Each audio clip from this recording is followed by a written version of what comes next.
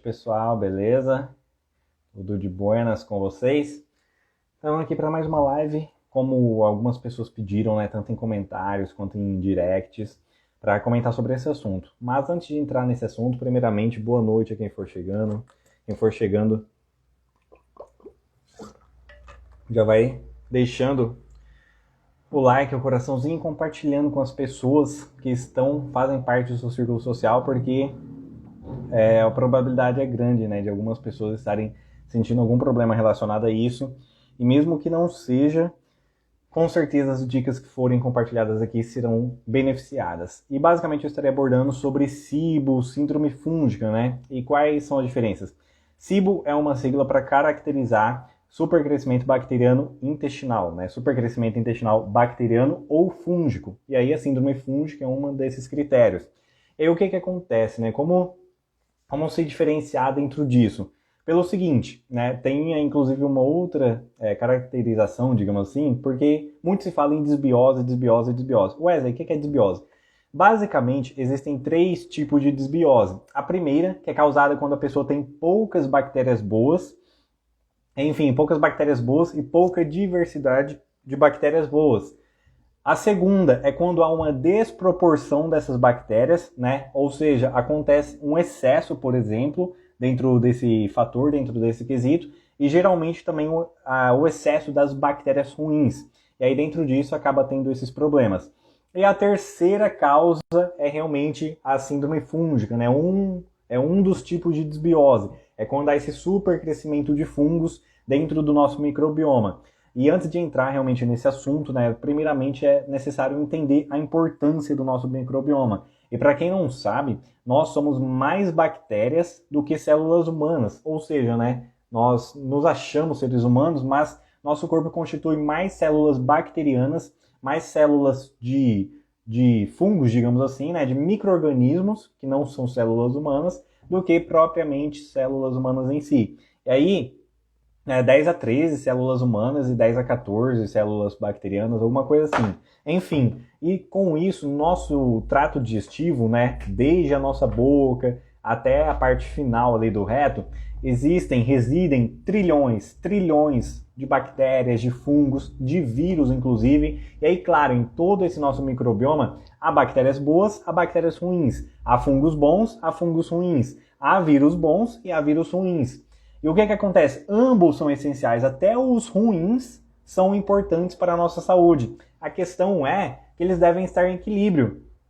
E aquela famosa história, inclusive da medicina chinesa, né, Yin Yang, força do bem, força do mal, deve haver ambos, porque se um estiver em desproporção com o outro, vai ocorrer problemas na nossa saúde. Inclusive, se estiver zerado de bactérias ruins, vai ocorrer problemas de saúde, doenças. E sabe qual que é um problema muito comum e que é caracterizado por esse desequilíbrio? H. pylori, né? Esse tipo de bactéria, quando o pH do nosso estômago fica alcalino, ou seja, o pH deve ser ali de 1,5 a 3, quando passa aí 3,5, 4 ou mais, esse nosso pH alcalino no estômago, né, ainda ácido, mas para o estômago já é um pH alcalino, ocorre o transporte das bactérias H. pylori do intestino, que é onde eles devem ficar, onde elas devem residir, e vai para o estômago, causando todos esses problemas, né, estomacais decorrentes da H. pylori.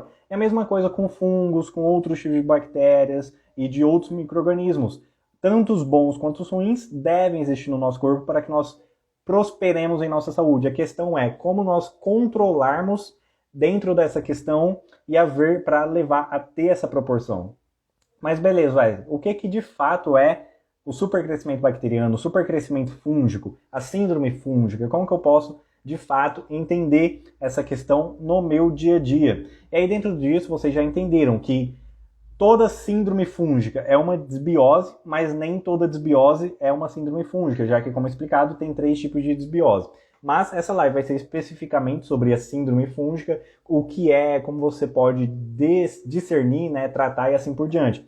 A questão é que para os problemas intestinais de forma geral, os sintomas são bem característicos, né? Distensão abdominal, fadiga, cansaço, sonolência após a refeição. Por exemplo, você também tem essa questão da distensão abdominal, da formação excessiva de gases, tudo são algumas questões que, dependendo do dia a dia da pessoa, dependendo desses fatores, né, alimentares e tudo mais, pode definir, né? A questão é que todo mundo que desenvolve síndrome fúngica tem algum grau de hipocloridria, ou seja, de baixa produção de ácido clorídrico ou, né, de forma associada, baixa produção de enzimas digestivas.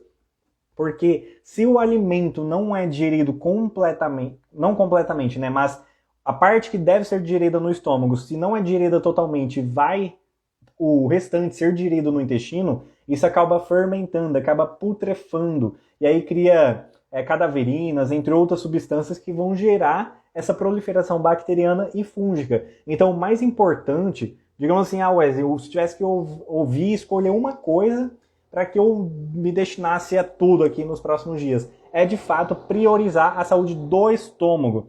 Porque a saúde do intestino vai depender prioritariamente, não é preventivamente a palavra certa, mas enfim, primeiramente da saúde estomacal. E antes de continuar, vou ver o que o pessoal está falando aqui.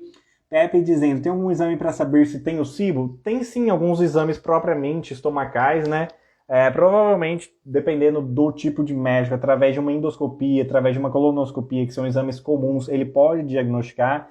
O que acontece? A endoscopia ela é da parte de cima, ou seja, ela vai ver a saúde do esôfago, o começo do estômago e a primeira parte do intestino. Já a colonoscopia ela vai ver a saúde do reto e das últimas duas partes ali do intestino. Então, como SIBO, síndrome fúngica, geralmente essa questão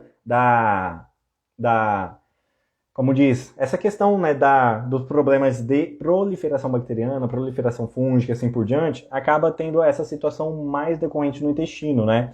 Só que o que acontece, como dito, é decorrente geralmente de uma baixa produção de ácido clorídrico e de enzimas digestivas. Porque vamos supor, você ingere lá, seja carne, vegetal, pão, o que quer que seja, principalmente proteínas, elas precisam ser quase que digeridas completamente, quebradas em aminoácidos no estômago. Daí sim vai ser transportado para o intestino e aí o intestino vai fazer a absorção. O que acontece? Quando a pessoa tem baixa produção de ácido clorídrico ou baixa produção de enzimas digestivas, especialmente a protease, que é a enzima proteolítica, né, que quebra a proteína em aminoácido, ela vai ter esse problema. Ou seja, vai, sei lá, era para digerir 95, 98% da proteína, ela não vai digerir nem 50%. Só que chegou no pH lá do estômago, né, e aí pode demorar mais ou menos, dependendo da individualidade da pessoa, a porta lá do esfíncter final, né, vai abrir, o alimento vai passar indigesto.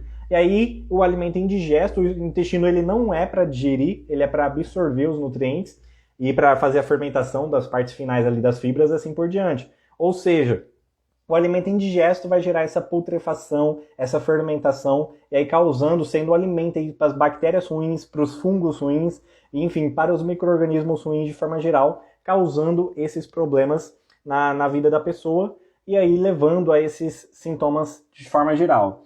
Tenho tudo isso, são sintomas bem comuns, né? Vamos supor, pegar uma pessoa só com hipocloridria, uma pessoa com síndrome fúngica, que vai ter um grau de hipocloridria, mesmo que seja leve, mas vai ter alguma coisa associada. E assim por diante, os sintomas são basicamente os mesmos, né? Má absorção intestinal, ou seja, a pessoa faz vários exames nutricionais e ela não tem lá só 1 ou 2, 3 nutrientes deficientes, ela vai ter aí 60%, 70% dos exames deficientes, para mais, né? Enfim, ondulação das unhas, como você falou, é um sintoma muito característico. Você pega qualquer pessoa que fala, deixa eu ver sua unha. Você não vai chegar isso em qualquer pessoa, né? Mas só para dar um exemplo aqui. Se você faz um movimento assim, ó, para cima, na vertical, e tem ondulações nas unhas, essa pessoa tem problema de má absorção intestinal, essa pessoa está com o intestino inflamado, está com a mucosa inflamada e está havendo essa proliferação bacteriana, fúngica, sempre é das duas, né? A questão é de como a individualidade da pessoa vai priorizar essa questão dentro de si. Mas fato é que essas ondulações diz muito sobre a saúde digestiva da pessoa. Ou seja, provavelmente alguma pessoa que sofre em algum grau com problemas intestinais, né, constipação, diarreia, gases, distensão abdominal, essa deficiência nutricional decorrente também desses fatores. E aí, claro, outros sintomas no dia a dia, né, enxaquecas, fadigas, sonolência, dormem, mas vê que o sono não é reparador. E aí, claro, né, uma N variáveis de sintomas, mas esses são os mais característicos, mais comuns na vida das pessoas.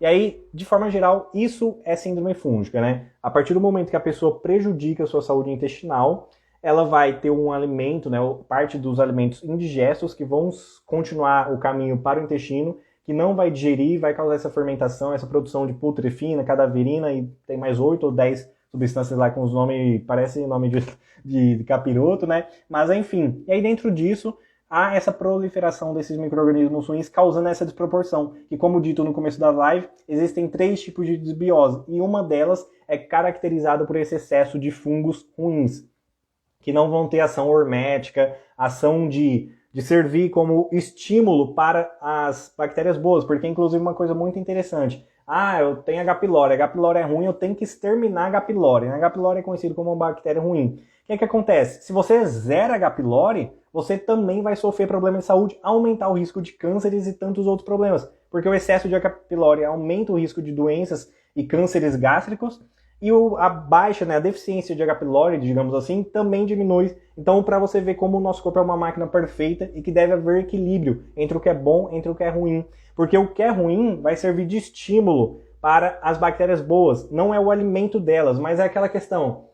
Eu não tenho motivação para ir para academia. Aí, sei lá, você sofre um desaforo, alguém te chama de gordo, de gorda, você nunca vai arrumar ninguém na vida, alguma coisa assim, e você usa essa crítica como uma motivação, uma energia para você fazer academia, para você fazer reeducação alimentar e alguma coisa assim. É basicamente isso. As bactérias ruins, nas suas proporções adequadas, servem para as bactérias, os fungos bons, os micro-organismos de forma geral bons, como um estímulo para causar esse equilíbrio benéfico na nossa saúde. E aí, dentro disso, o que é mais importante também saber? Wesley, beleza. E aí eu tenho até aqui notado, quais são as principais causas de síndrome fúngica? Aquilo que é literalmente, assim, tudo que influenciar de alguma forma, direta ou indireta, desbiose, hipocloridria, constipação, diarreia, outros problemas gástricos de forma geral, e aí seja no estômago, no intestino, vai levar, né, ou vai aumentar o risco de forma geral, a pessoa desenvolver um supercrescimento bacteriano, um supercrescimento fúngico. A questão é, quais são aquelas questões diretas?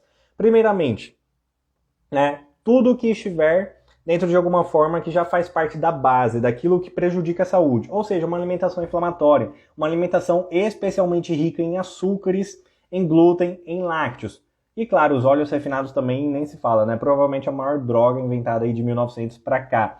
Dentro disso, quais são os problemas disso? Os açúcares, né, acredito que não é segredo para ninguém. O glúten, por ser uma proteína inflamatória, vai ser transformada em gluteomorfina, que vai causar essa permeabilidade intestinal e vai servir também de alimentos para essa fermentação das bactérias e dos fungos ruins.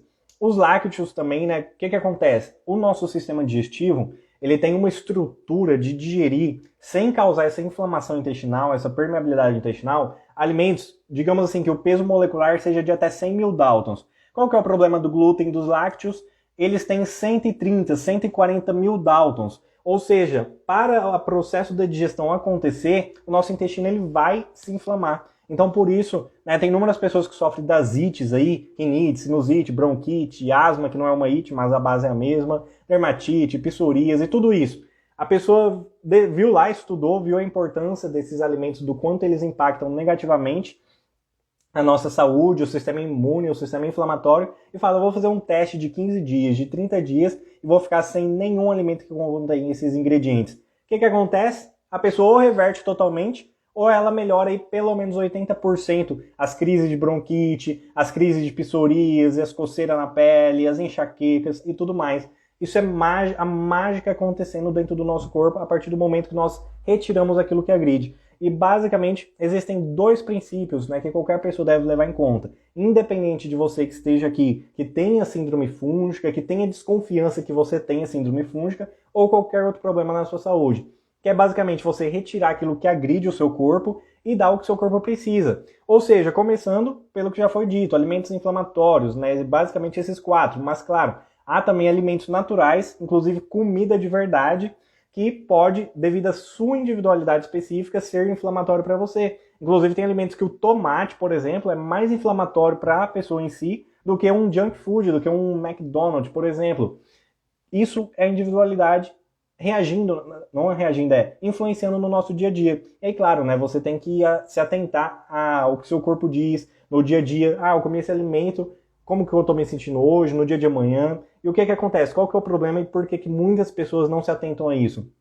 Pelo seguinte, Se você comer um alimento que você desenvolve uma reação de hipersensibilidade, de alergia, ele pode desencadear uma reação em você até 5 dias depois. Ou seja, você comeu alguma coisa, né? Aí na quinta-feira do nada você tem lá uma enxaqueca, seu nariz começa a ter uma coriza sinistra, rinite, alguma coisa assim, qualquer coisa do tipo, né? E aí você fala, mas eu não comi nada estranho hoje, comi só comida de verdade, só vegetal, carne saudável e assim por diante. E aí você começa a fazer o exame de consciência, né? Se você tem um diário, pelo menos no começo, até você ver aquilo que é perfeito para o seu caso. E aí você percebe, no domingo eu comi aquela macarronada que tem glúten. Enfim, e aí você começa a chegar a essas conclusões daquilo que de fato faz mal para você, daquilo que é alimento saudável, integral, mas que está impactando negativamente no seu organismo e causando essa inflamação intestinal que vai levar, né? E dependendo da pessoa, né, dependendo da fragilidade genética, é o problema que ela vai desenvolver. A base, geralmente, dos problemas são as mesmas: alimentação inflamatória, deficiência nutricional, intoxicação de metais presente nos nossos dias a dia, sedentarismo, emocional, né? E importantíssimo para a saúde digestiva, para ocorrer essa proliferação bacteriana e fúngica. O emocional também não pode estar desregulado, né? Então, meditação, tudo isso ajuda, um sono de boa qualidade. E aí o que acontece? Acontece que todos esses fatores eles vão influenciar negativamente. Em uma pessoa vai gerar um tipo de desbiose, né? Uma dessas 3 tipos, no qual a síndrome fúngica se encaixa dentro de uma delas. Outra pessoa vai ser só hipogloridria, só como se fosse algo menos pior, né? Enfim, outra pessoa vai ser só constipação, enfim, cada pessoa vai manifestar de uma forma. A questão é, você que está nessa live, nesse assunto, você vai estar manifestando síndrome fúngica, por exemplo. Daí você tem que ir nessas causas. E aí dentro disso que já foi mencionado sobre alimentação, um outro ponto, né, que já comentei várias vezes aqui também, é essa questão da hipocloridria. Por que isso é importante? Primeiro, né, devido à parte digestiva, da função digestiva que o ácido clorídrico em si tem, que eu já abordei. E segundo, o ácido clorídrico, o suco gástrico no nosso estômago, ele é a substância do corpo mais importante para o sistema imunológico. É através do ácido clorídrico que nós vamos higienizar os alimentos. Ou seja, se você tem um sistema digestivo forte, você pode ver aquela pessoa que tem a digestão boa, que tem realmente a parte do ácido clorídrico bom, obviamente, se em todas as áreas dela ela for péssimo, não vai ser essa situação. Mas você percebe que é uma pessoa que vai ter menos alergias, menos problemas de algo relacionado ao sistema imune. Justamente por isso, o ácido clorídrico ele tem essa função imunológica de não só digerir os alimentos, mas de higienizar os alimentos. E aí mesmo essa questão você vai higienizar, e aí o que passar para o intestino, mesmo que não passe totalmente digerido, já vai reduzir um pouco esse problema dessa putrefação, dessa proliferação bacteriana e fúngica, porque os alimentos já vai estar digerido, aquilo que de fato seria alimento para as bactérias e para os fungos já vai ser reduzido. Então por isso a importância, né, de ver essa questão. E a questão das enzimas digestivas. E Wesley, como que eu sei, né, se eu tenho hipocloridria, se eu tenho enzimas digestivas e se isso pode estar impactando no meu problema aí provável de síndrome fúngica, de supercrescimento bacteriano e assim por diante? Essa questão, você é uma pessoa que come... Tem aquela pessoa que come pedra, né, pode comer 10 kg de comida e 1 hora depois ela tá de boa, ela já tá comendo outra coisa, ela pode, se ela quiser. Ou seja, uma pessoa que tem uma alta produção de ácido clorídrico. E como você vê a diferença da individualidade de cada pessoa? A média, o que os estudos já têm mostrado é o seguinte: as pessoas podem produzir de 1 a 4 ml de ácido clorídrico por minuto quando estão almoçando, jantando, enfim, quando estão comendo. Ou seja, se você é a pessoa que come que produz 1 ml de ácido clorídrico por minuto, você vai ter uma capacidade digestiva muito menor do que a pessoa que produz 4 ml por minuto, por exemplo. Ou seja, você é aquela pessoa que come um pedaço, que vai no churrasco, por exemplo, você nem come muito, você nem come muita carne, só que você fica com aquela sensação de peso no estômago, aquela sensação de comida na garganta, e aí você chega à noite, você não tem fome nenhum, parece que a comida ainda está na garganta. Esse é um sintoma claríssimo de hipocloridria. A pessoa que tem a digestão extremamente lenta. Hipocloridria e enzimas digestivas, né, basicamente sempre andam associadas. Porque mesmo que você produza, e olha, preste atenção nisso, isso é um ponto muito importante. Porque às vezes a pessoa fala, enzimas digestivas, eu vejo falar, eu tirei a vesícula biliar, eu vejo que enzimas digestivas é bom, eu vou tomar. E ela é uma das últimas coisas, junto com probióticos e prebióticos, que devem ser ingeridos. Porque o que acontece? Você vai lá tomar protease, pepsina, bromelina, Enfim, são algumas enzimas digestivas. Essas enzimas, elas só vão ser ativadas se você tiver o pH ideal no seu estômago. Ou seja, se você tem hipocloridria, baixa produção de ácido clorídrico, essa ativação enzimática não vai ocorrer. Por exemplo, a pepsina ela tem que ser transformada, ativada em pepsinogênio, que é o que de fato vai ajudar a digerir as proteínas. Se você não tem o pH ideal, que só vai chegar no ideal se você tiver a produção ideal de ácido clorídrico, você não vai ativar a pepsina em pepsinogênio. Ou seja, meio que pouco importa o que você vai estar tomando de enzimas digestivas. Então, por isso, a primeira coisa aí na questão estomacal é verificar essa questão de ácido clorídrico. Então, geralmente, fornecer os nutrientes que agem diretamente nessa questão. E aí você medir, né, no exame, ver o grau de sua deficiência. Zinco, complexo B, especialmente B9, B12, qual mais? O magnésio é importantíssimo para a produção interna de ácido clorídrico. Esses são os principais. Claro que tem outros, né? O cobre, a vitamina A, tudo vai agir de forma direta ou indireta. Mas assim, se tivesse que eu eleger aí 3, 4, esses são os principais. O que acontece? Minha mãe, ela tem hipocloridria. Ela, assim, ela comia, ela não come muito, só que ela ficava com sensação de comida na garganta igual dito, distensão abdominal, essa questão de realmente ter a digestão extremamente lenta. O que acontece? Quando ela mediu o zinco em 66, é claro que uma pessoa com zinco de 60, 70, 80, ela vai ter o sistema digestivo menos eficiente do que a pessoa que tem o zinco de 100, 110, 100, até 120, que é os valores ótimos, né, de 100 a 120. Ou seja, para você ver a importância dos minerais, né? O zinco é um dos mais importantes também para estimular a produção de ácido clorídrico. Enfim, e aí dentro disso, beleza, você já otimizou seus nutrientes e você ainda sente essas sensações, aí sim você poderia lançar mão do suplemento aí de betaína, HCl, que é muito falado. Mas, por exemplo, sempre tratar a causa. Porque, beleza, Wes, eu ouvi falar que betaína HCl é bom, eu tomo, e eu melhoro, né? Eu sinto a melhora. Só que o que acontece? Você vai estar usando a betaína HCl como um remédio, como um tratamento. E essa não é a nossa função aqui. A função é você descobrir a sua causa, a causa de fato do seu problema, e tratar ela.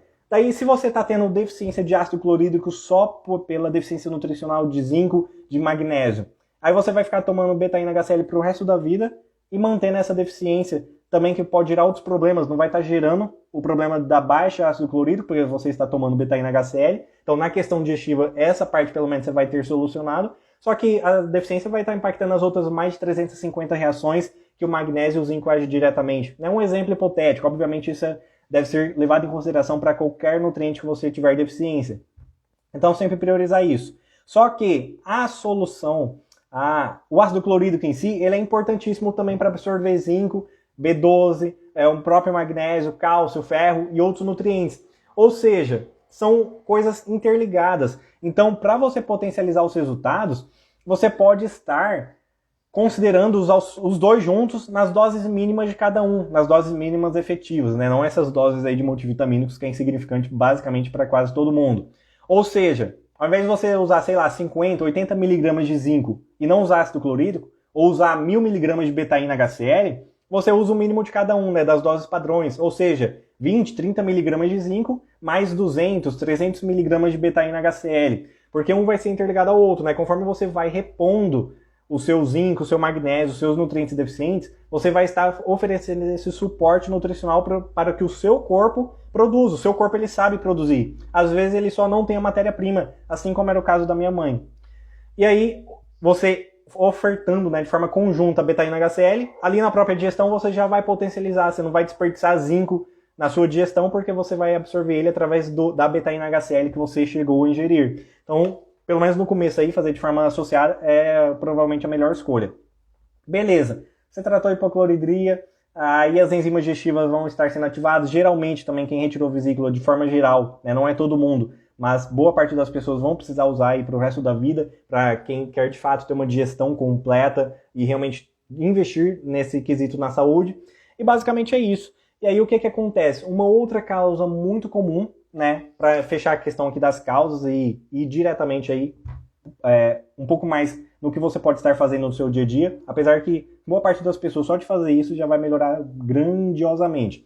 Mas enfim, a última questão é baixa variação alimentar, ou seja, pessoas que comem a mesma comida na rotina todos os dias, ou seja, é só ovo com batata, é só frango com abobrinha, é só pão com presunto, pão com presunto seria o pior, né, porque já é um alimento saudável, mas enfim, aquela pessoa que come aí de 10 dias, come a mesma comida 7, 8 dias, essa baixa variação alimentar, essa baixa rotatividade da alimentação, não vai fazer os outros estímulos do seu sistema digestivo, porque você vai estar ingerindo os mesmos nutrientes, as mesmas toxinas que tem nos agrotóxicos, que tem nos alimentos, que tem nos próprios oxalatos, lectinas de alguns vegetais, ou seja, você vai estar sempre ingerindo as mesmas coisas boas e as mesmas coisas ruins, sem ingerir outros polifenóis, outros antioxidantes e assim por diante. E aí você vai causando deficiência de alguns nutrientes, excesso de alguns substâncias, né, prejudiciais, e aí dentro disso você vai causando maior risco, né, de gerar essa proliferação bacteriana, essa proliferação fúngica.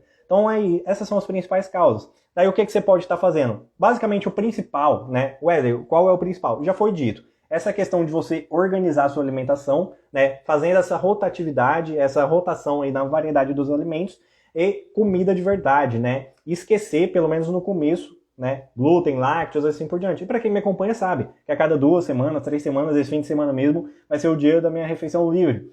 A questão é, pelo menos ali no começo, como uma forma de tratamento, você esquecer desses alimentos. Assim como eu já fiquei 2 meses, 3 meses sem. E aí depois, nas suas exceções, nas suas ocasiões especiais, enfim, meu tio tá aqui na minha cidade, nos visitando. De forma geral é isso, você aproveitar os momentos com seus entes queridos, em algum almoço em família, alguma coisa assim, para que você come aquilo que você gosta, associar ainda mais, melhorar ainda mais o seu prazer. Só que se você vive comendo tais alimentos desse tipo no dia a dia, você está tendo um prazer ali imediato, só que no longo prazo vai gerar problema para você, porque isso não faz bem para nenhum ser humano. A questão é, claro, uns são mais frágeis, outros menos. Inclusive dentro disso que já foi explicado, da individualidade que cada um produz ácido clorídrico. Um é 1 ml a cada 4 minutos, por minuto, e outro é 4 ml por minuto. Que é aquela pessoa que pode comer pedra, que 30 minutos depois ela já está totalmente, já digeriu praticamente tudo. Então, basicamente é isso. O que acontece? Eu era igual a minha mãe, obviamente, num nível muito menor, porque no geral eu cuido melhor da minha saúde, enfim, através de mim, né, eles estão melhorando aos poucos, assim por diante. Mas eu também tinha algum caso de hipocloridria, inclusive eu fiz uma live, foi uma das minhas primeiras, sobre o antes e depois da suplementação aí de ácido clorídrico, e também de alguns nutrientes que agem diretamente nessa produção interna, e a diferença absurda que houve aí em 2 semanas, na verdade teve a glutamina que eu usei em 3 dias, eu já senti uma diferença absurda, assim, transformou a qualidade das minhas fezes. Para você ter noção do quanto a suplementação, quando de acordo com a sua individualidade, aquilo que você precisa, na dose certa, faz total diferença. Em 3 dias eu senti uma diferença considerável na questão da distensão abdominal, no nível aí de frequência de idas ao banheiro e assim por diante. E no longo do tempo, óbvio, né, melhorou cada vez mais. Sinceramente, eu não lembro a última vez que eu defequei a fezes tipo 1, né? E se você pesquisar no Google escala de Bristol, você vai ver lá que tem 6 tipos de fezes, e o ideal é que você mantenha ali na 4, né? Variando entre a 3 e a 5. Quanto menos ou quanto mais, pior está a saúde do seu sistema digestivo, e aí você sim deve fazer essas dicas, implementar essa questão da nutrição, dos suplementos que for de acordo com as suas deficiências. E para encerrar, as emoções. As emoções são importantíssimas dentro desse quesito. A pessoa que é estressada, o que acontece? Ela leva um estímulo, porque o corpo entende que você está num momento de luta e fuga. Ele não sabe que você discutiu com o seu chefe no trabalho, que você brigou com a sua esposa, ou que isso ou aquilo. Para o seu corpo, você está ou lutando ou fugindo, né? No cérebro reptiliano. O que acontece? Isso diminui a produção do muco protetor do estômago, ou seja, aquela pessoa que vai desenvolvendo gastrite, refluxo, aí isso se aprofunda nesses problemas mais sérios, na hipocloridria, síndrome fúngica, entre outros, gerando uma má absorção intestinal, uma permeabilidade intestinal. E aí dentro disso, o que acontece? A pessoa estressada ela vai diminuir essa produção de muco protetor. Eu não lembro exatamente agora, mas é como se por dia você reproduzisse, né? Como que posso dizer? Você multiplicasse, né? Você fizesse nascer 1 milímetro de espessura no seu muco protetor. É como se você perdesse meio milímetro e produzisse 1. Ou seja, você está lá reparando sua mucosa todos os dias, do estômago e do intestino. Quando você está estressado, a sua produção de muco protetor é menor do que a agressão, né? Tanto pelos alimentos como pelo próprio estresse. o estresse ele produz citocinas inflamatórias, substâncias específicas que vão lá agredir diretamente a barreira intestinal, e aí piorando todos esses problemas. Além também de produzir reduzir, né, a produção de ácido clorídrico e enzimas digestivas. Quem aí nunca teve a experiência de fazer uma refeição estressado, ansioso, na correria, enfim, comendo, correndo e assim por diante, que não deixa de ser um estímulo estressor, e percebeu que a digestão foi o dobro, ou até o triplo, às vezes até mais do que é normalmente. Todo mundo já teve essa experiência, percebeu que a digestão ficou mais lenta, que o alimento, o mesmo alimento que você come no dia a dia normal, pesou em você. Basicamente é isso, o estresse ele influencia diretamente. Não à toa tem o nervo vago, né? Que tem a conexão do cérebro e intestino, e como o cérebro influencia na saúde digestiva, e como a saúde digestiva, ou seja, aquilo que nós comemos, influencia na saúde emocional. Tanto é que boa parte aí dos casos de depressão, ansiedade, é basicamente um distúrbio metabólico, de desequilíbrio nutricional e hormonal. E quando se resolve isso, a pessoa retorna aquilo que ela é de fato, né? Porque ninguém é depressivo, ninguém é ansioso. A pessoa está depressiva, a pessoa está ansiosa. Não à toa, né? Não é a palavra certa, mas enfim, meu pai é um exemplo, né? Nesse mês agora que acabou de passar, nós começamos o desmame do Rivotril dele, devido a algumas questões que eu venho percebendo, e ele está se sentindo cada vez melhor. Para vocês verem o poder da nutrição. Meu pai é uma pessoa que não segue, né, essas questões. Ele bebe 1 litro de coca por todo dia, ele é ativo fisicamente, mas não deliberadamente faz exercício físico, alguma coisa assim. Enfim, e só com suplementos, de acordo com a otimização nutricional que nós vemos fazendo, ele está conseguindo fazer o desmame dos medicamentos. Enfim, para vocês verem o poder da nutrição, o poder de que tem e como tudo vai melhorar a saúde digestiva. Ele estava começando um processo de gastrite, foi justamente na época que ele, né, justamente por esse sintoma, e minha mãe, como eu já comentei, que estava tendo aí essa questão de hipocloridria. E aí dentro disso, essa suplementação também melhorou essa questão, que ele estava gerando esse início de hipocloridria em todos nós, né? Como o meu caso eu já citei, como o da minha mãe também, porque ela ficou mais de 1 ano com pigarro 24 horas por dia. Literalmente ao ponto que chegava a incomodar nós que vivemos junto. E aí, com poucas semanas ela suplementando, ela melhorou. E a pessoa acha que está com pigarra, acha que enfim, né, tantas outras coisas que pode ser, inclusive. Mas boa parte dos casos de pessoas que fica pigarreando, que fica coçando a garganta, que tem gastrite, é basicamente hipocloridria. E esse problema, se ainda não gerou, vai gerar síndrome fúngica, que é o assunto central aqui dessa live.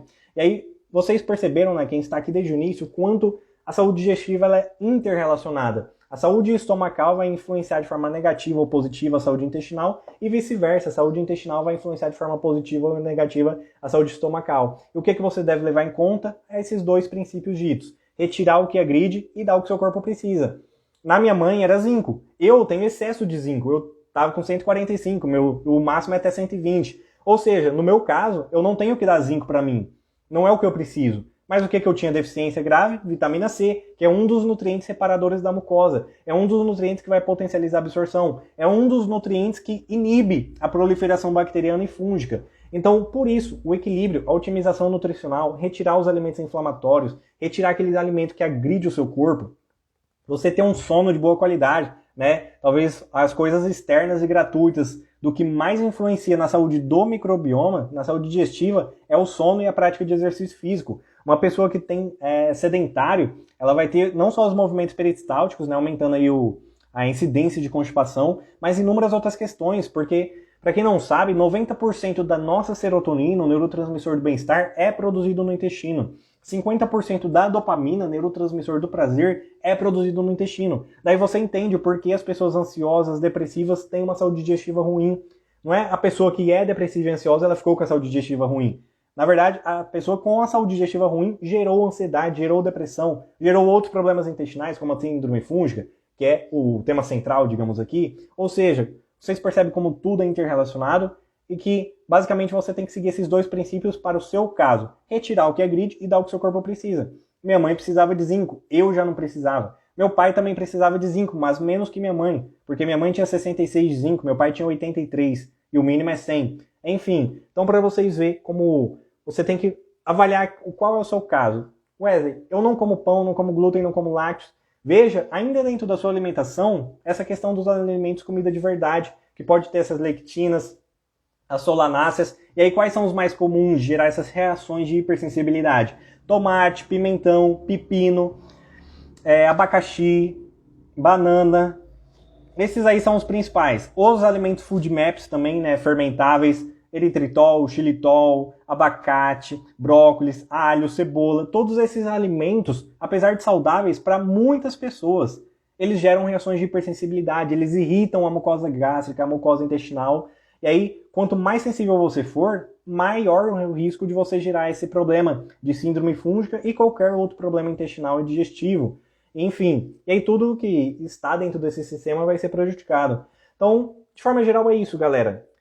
Foquem na alimentação dentro... eu já tirei os alimentos inflamatórios. Verifique dentro desses detalhes do que faz parte da comida de verdade, como alimentos mais comuns que pode estar agredindo o seu corpo conforme a sua individualidade. Eu mesmo tenho intolerância à banana. Se eu comer banana, eu fico arrotando mais de 12 horas o hálito da banana. Ou seja, a banana é indigesta para mim. Eu vou ficar comendo banana? Óbvio que não. Eu tenho que entender isso. É um alimento que é saudável, é natural, mas para a minha individualidade, o meu corpo não tolera. É um agressor para o meu corpo. E geralmente até mais agressor do que um junk food. Quando você fica assim, arrotando, tendo constipação ou gases por mais de 12 horas, mais de 24 horas, provavelmente é um alimento tão inflamatório e tão agressor quanto um junk food. Enfim, e aí você tem que perceber isso dentro do seu dia a dia. Tem pessoas que não é banana, tem pessoas que é maçã e assim por diante. Então perceba aquilo que a sua individualidade está dizendo para você diariamente que você não dá. Beleza, eu como tudo, mas no dia eu não sinto nada. Mas a minha vida, no meu dia a dia eu sinto sonolência, eu sinto fadiga, eu sinto constipação, sinto essas ondulações nas unhas, né, como a Pepe aí disse, sinto, enfim, qualquer um desses sintomas característicos, diretos ou indiretos, de problema digestivo. Como que eu vou saber qual alimento? Se não é algo que eu como assim e imediatamente ou no mesmo dia dá. Siga isso, vai fazendo um diário. Hoje eu comi isso, eu me senti assim, assim, assim. Amanhã eu comi isso, eu me senti assim, assim, assim. E vê o que você está dentro desse intervalo de 5 dias, porque um alimento que você come hoje, até dentro de 5 dias, pode gerar alguma reação prejudicial em você, seja intestinal ou não. Não é porque você não tem nenhum problema intestinal, constipação, diarreia, gases, distensão abdominal, que sua digestão é perfeita. Aliás, meu pai, inclusive, dentro dessa situação, ele não tem nenhum problema. Constipação, diarreia, gases, distensão abdominal, saúde perfeita, digamos assim, de forma geral, digestiva. Só que ele estava gerando uma gastrite. Então, você tem que saber aquilo que está dentro da sua individualidade, que o seu corpo está mostrando, e dentro desses critérios ir melhorando a alimentação cada dia mais. Beleza, ninguém tem alimentação perfeita, mas foquem nisso. O que eu posso fazer hoje melhor do que eu fiz ontem? E aí leve esse princípio para a sua vida, na alimentação, nos exercícios, no sono, na suplementação, nas emoções. O que eu posso fazer hoje para melhorar minhas emoções? O que eu posso fazer hoje para minha suplementação ser mais efetiva? Eu não posso comprar mais suplementos. Mas o horário que eu estou tomando está certo? Está sendo da melhor maneira absorvido? Enfim, eu posso comprar mais suplementos. Qual que é o mais importante para mim no momento? Wesley, como saber qual que é o suplemento mais importante? Aquele que você mais mais deficiente. Vamos supor, sei lá, você tem que aumentar o dobro de vitamina D para chegar no seu nível ideal e você tem que aumentar o triplo de vitamina C para chegar no nível ótimo. Ou seja, a vitamina C, no seu caso, é mais importante. Então, enfim, se você tiver que priorizar, leve isso em consideração. Mas eu não tenho exame, quais seriam os mais importantes? Vitamina D, vitamina C, magnésio e ômega 3. Beleza, Wesley, para a saúde digestiva, não tem como eu fazer exame, endoscopia, colonoscopia, nenhum exame nutricional. Tem algum suplemento que vai agir diretamente, assim, papum, de eu tomar já na primeira semana sentir algum benefício e posterior a isso melhorar cada vez mais? Glutamina e aloe vera. Não tem nenhum que vai ter, assim, diretamente mais benefícios já no curto prazo e que vai ser um reparador da mucosa gástrica, que vai impedir essa proliferação bacteriana, essa proliferação fúngica, que é um problema que não só uma das pessoas que está nessa live aqui, mas que muitas pessoas sentem. E talvez você não tenha algo diagnosticado como isso, mas se você sente algum desses sintomas, ondulação nas unhas, má absorção intestinal, ou seja, se por acaso você faz 10 exames de nutrientes, vitaminas e minerais, e 7, 8 você é deficiente, você tem problema intestinal, de digestão, né, de absorção.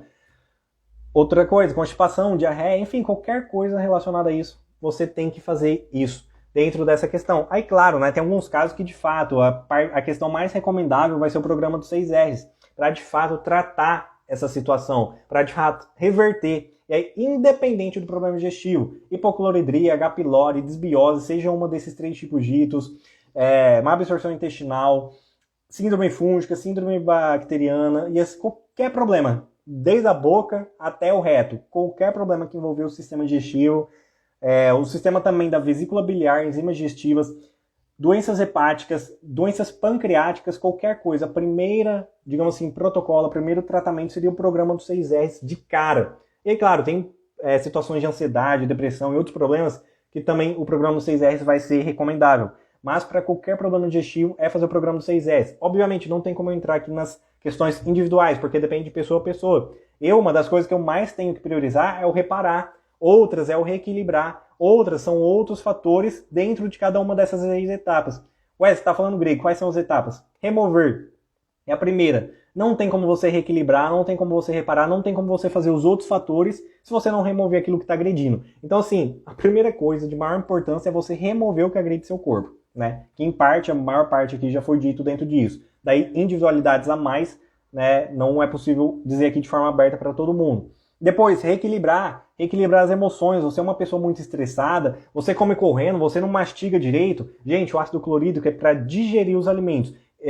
Tem muitas pessoas que pensam que no nosso estômago tem um liquidificador lá, que ele fica rodando, e aí conforme o alimento cai, se nós mastiga 2 ou 3 vezes, vai ser digerido igual do que se nós mastigar 20, 30 vezes. E não é assim. O ácido, ele vai ir quebrando a superfície do alimento. Ou seja, quanto mais você mastiga, se você lembra das aulas de matemática, das aulas de biologia e tudo mais, maior superfície de contato com o alimento você vai gerando, né? Porque vai ter mais micropedaços, digamos assim, e maior superfície. Ou seja, vai ser mais fácil a digestão do ácido clorídrico de fato agir. Não é um liquidificador que tem lá dentro do nosso estômago, que vai cair lá dentro, vai ficar batendo e vai para o intestino ser absorvido. Então mastiguem.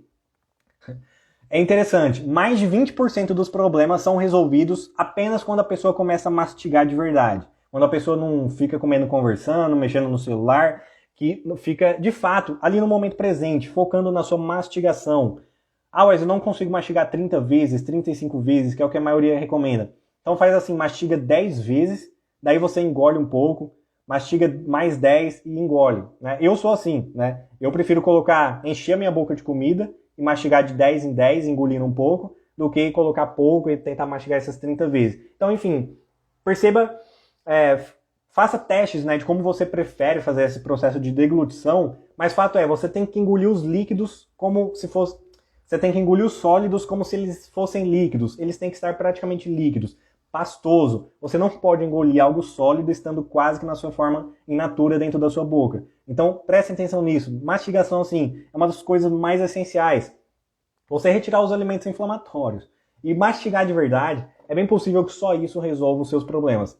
Daí, dentro disso, né, reequilibrar as emoções, praticar meditação. O sedentarismo também é uma forma de desequilíbrio, né? Da nossa homeostasia, daquilo que está impresso na nossa genética humana, no nosso DNA do ser humano ancestral. O ser humano sempre se movimentou e nesse mundo moderno está cada vez mais sedentário. Então você praticar, né, exercício físico vai causar esse equilíbrio de diversas maneiras. Né? Eu comentei aqui de forma superficial sobre hormônios e neurotransmissores, mas em inúmeros aspectos o exercício vai causar esse equilíbrio. Daí reparar, que é você reparar a mucosa estomacal fazendo jejum intermitente e suplementando os nutrientes deficientes na sua pessoa.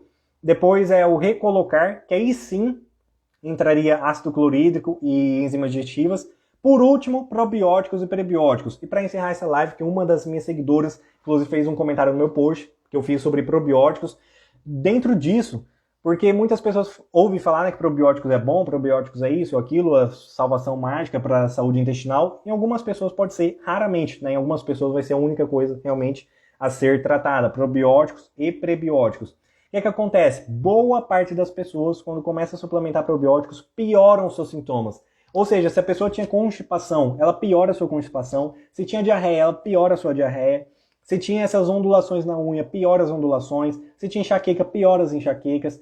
Ou reverte, a pessoa tinha constipação e passa a ter diarreia. E assim por diante.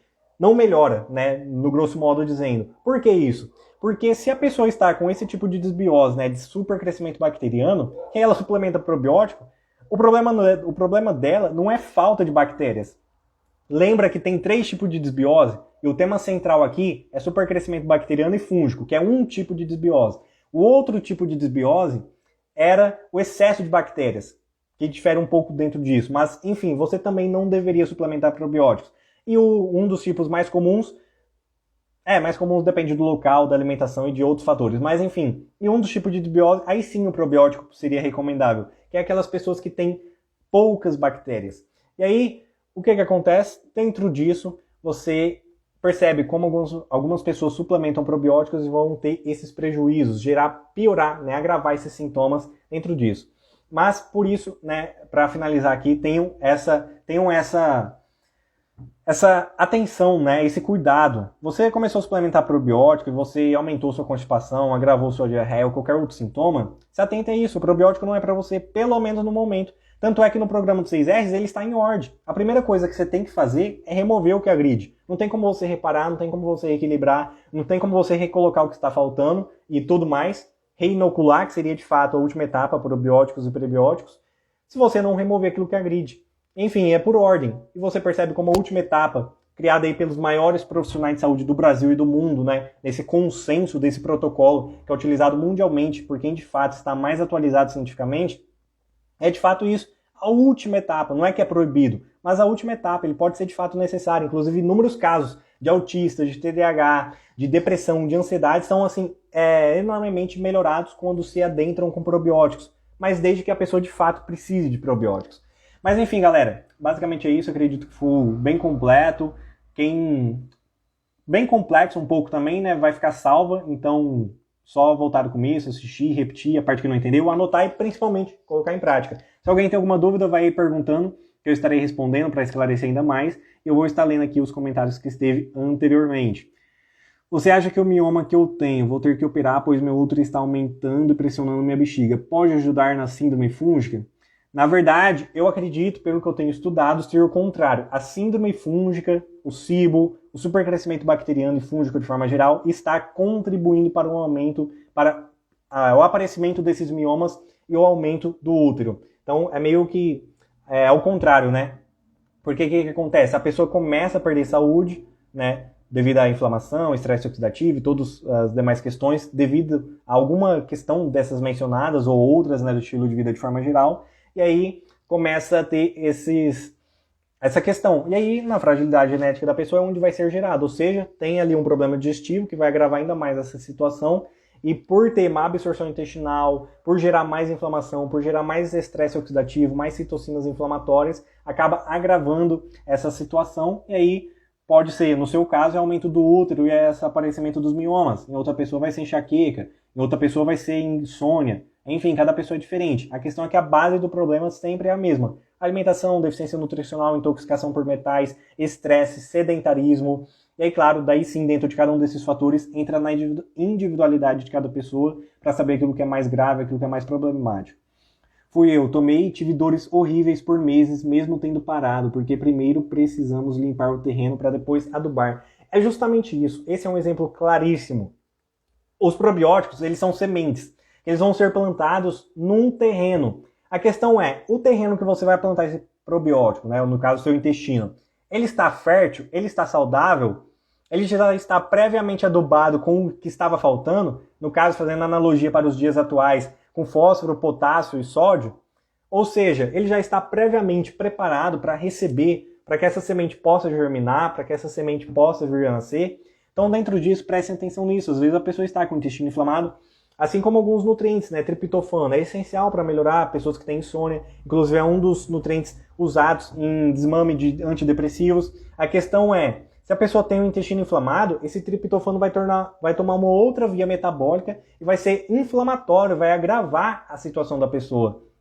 Então não é porque algo é bom que mais vai ser melhor, não é porque 2 é bom que 4 vai ser melhor, não é porque isso é bom, isso é natural, porque vai ser melhor, né? Veneno de cobra também é natural, e aquela frase célebre, né? Se eu não estiver enganado é de Hipócrates, mas enfim, independente de quem seja, a diferença entre o veneno e a dose, a diferença entre o veneno e o remédio é a dose, então prestem atenção nisso, estimulem, né, essa reparação do sistema digestivo, e é fato, independente do problema, aplicando isso, é fato que vai melhorar. Daí para reverter totalmente, depende da gravidade, do tempo instalado, de realmente fazer o programa do 6R de forma completa. Mas assim, aplicando isso que foi passado na live, né, que é o que pode ser dito de forma geral. Glutamina, aloe vera, magnésio, zinco se você for deficiente, vitamina C, ômega 3 também para reduzir a inflamação, retirar os alimentos agressores, otimizar as emoções, fazendo práticas meditativas. Mas eu não sei meditar, tem meditação guiada no YouTube. Fazendo exercício físico, dormindo, né, fazendo a higiene do sono, procurando dormir cedo, regular, né, dormir de acordo com o ritmo circadiano, ou seja, procurar dormir e acordar sempre no mesmo horário, olhar para o sol durante o dia, tomar banho de sol. Tudo isso vai potencializar em algum grau, de forma direta ou indireta, todos os problemas digestivos. E aí dentro disso vai causar essas mudanças e essas melhorias. Um outro ponto importante, só para finalizar, como suplementação, que pode ajudar na síndrome fúngica, especificamente na síndrome fúngica e na H. pylori, é prata coloidal e própolis verde, né? São coisas que vão de fato influenciar, assim como a aloe vera e a glutamina, são dois outros compostos que vão ali já nas primeiras semanas ter algum benefício, mesmo que você não sinta interiormente, por exames já foi mostrado melhoras significativas nessa questão, porque tem algumas questões que as pessoas não vão sentir. Tem estudos mostrando de mulheres que passaram a suplementar vitamina D e outros nutrientes que não sentiram nenhuma diferença em 20 anos suplementando. Só que separando o grupo dessas mulheres que suplementaram e não sentiram nada e de mulheres que não suplementaram no decorrer da vida, com o mesmo estilo de vida, né? O que acontece? As pessoas que não suplementaram tiveram mais cânceres, mais doenças cardíacas e assim por diante. Então, mesmo, apesar de você não sentir nada, se você tem deficiência nutricional, isso tem que ser ajustado o mais rápido possível dentro das suas possibilidades, beleza? Mas basicamente é isso. Se ninguém tem mais alguma dúvida, estarei encerrando. Agradeço a todos que presenciaram aqui nessa live. Numa sexta-feira à noite, feriado ainda para acabar de completar. Pessoas que estão aqui, né, acho que bateu aí no total já umas 15, 20 pessoas. São pessoas diferenciadas, que já têm a mentalidade diferenciada. No final de semana, feriado, escutando um louco sobre saúde. Com certeza são pessoas que querem mudar e pessoas que vão, de fato, no longo dos meses, dos anos, se tornarem cada vez mais saudáveis e abandonar a medicina da doença usando realmente em casos estritos, né? Em uma extração de dente, uma cirurgia, em algo específico, mas evitando ao máximo, né? Usei prata coloidal, excelente, mas tem que ser uma de boa qualidade. Sim, justamente, né? Assim como qualquer suplemento de forma geral, sempre priorize a qualidade. É melhor vocês, sei lá, tenho dinheiro aqui, eu pesquisei, eu posso comprar 10 suplementos. Veja realmente a qualidade. É melhor você comprar 4, 5 nas doses ideais, que seja de fato de qualidade, do que você comprar só um frasco bonitinho, alguma coisa assim, e que tenha ali dextrose, maltodextrina, que sejam diluídos em substâncias potencialmente nocivas. Enfim, então se atentem a isso de primeira importância no que tange a suplementação, beleza? Mas é isso aí, galera. Agradeço a todos vocês, fiquem com Deus, boa noite e até mais. Bom fim de semana.